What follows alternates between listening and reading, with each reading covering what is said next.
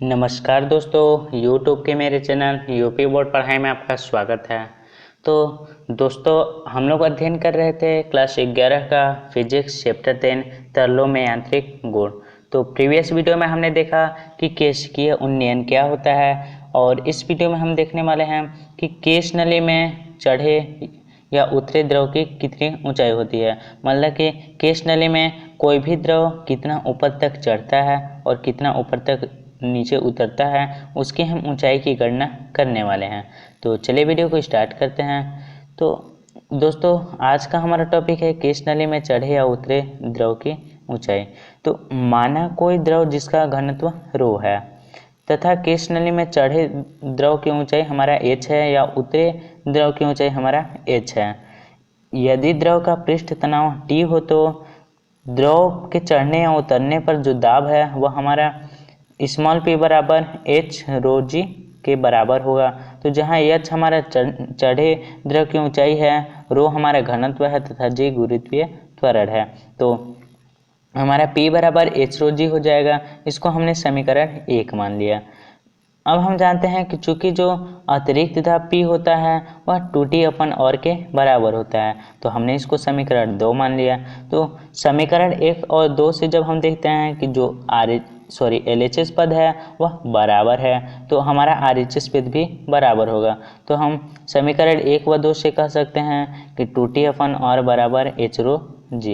यहाँ से जो हम T का मान निकालते हैं तो R इधर जाता है तो गुणा करता है तथा यहाँ जब 2 इधर जाएगा तो हमारा भाग करेगा।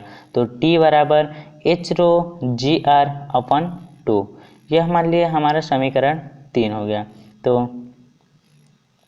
इसको हम एक चित्र के माध्यम से देख लेते हैं कि इस चित्र में हमारा यह नली दिखाया गया है, और नली में मान लीजिए यहाँ h ऊंचाई तक हमारा द्रव ऊपर की ओर चढ़ रहा है। तो जो मान लीजिए वह द्रव जल है, तो जल हमारा अवतलाकार बनाएगा।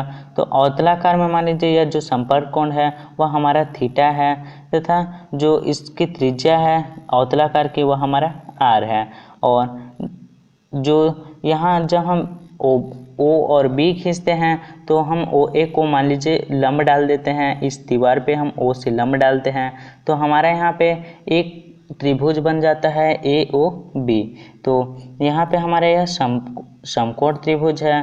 तो जब समकोण त्रिभुज OAB में हम cos थीटा निकालते हैं तो cos थीटा बराबर होता है आधार बट्टा कर्ण। तो आधार हमारा था R तथा कर्ण था कैपिटल R। तो हमारा cos थीटा बराबर स्मॉल r बट्टा कैपिटल R हो जाएगा।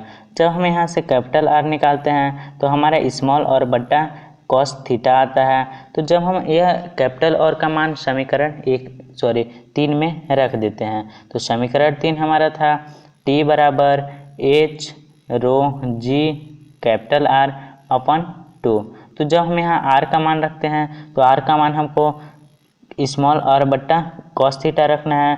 तो जब हम मान रखते हैं तो हमारा आता है T बराबर h रो जी इंटू R बट्टा 2 इंटू cos थीटा।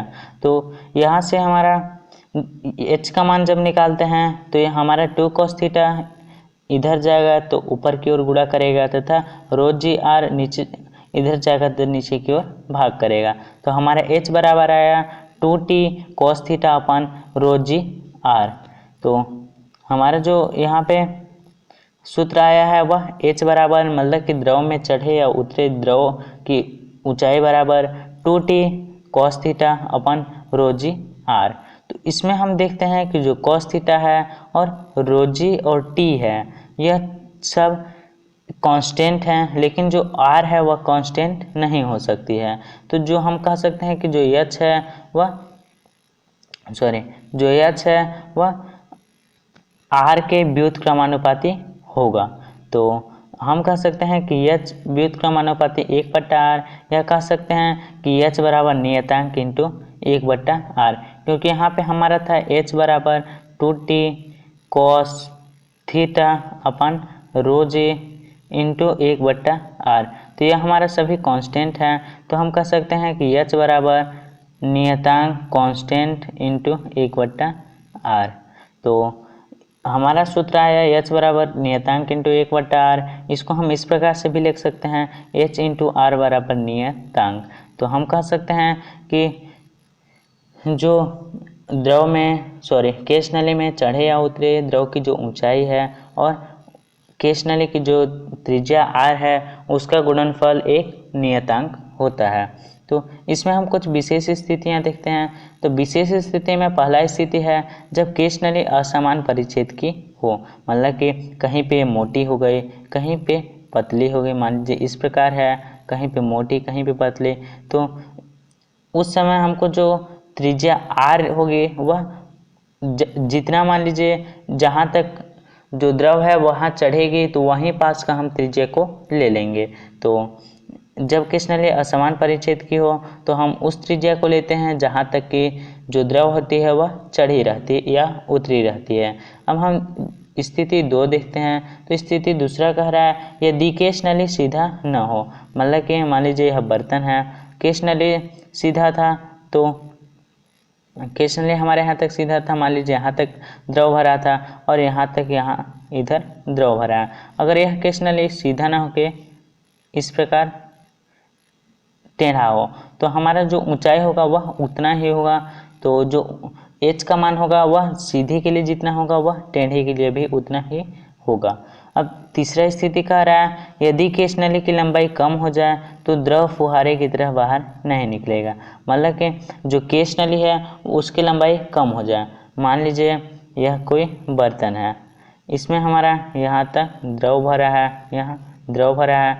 अगर यह केश नली है तो केश नली का हमारे यहाँ तक द्रव चढ़ जाए और केश नली की लंबाई कम होने लगे तो जो द्रव है वह फुहारे की तरह बाहर नहीं निकलेगा, क्योंकि जो द्रव की जो अवतलाकार या उत्तलाकार की जो त्रिज्या है वह इस प्रकार समायोजित कर लेती है अपने आप को कि वह फुहारे की तरफ बाहर नहीं गिरती है।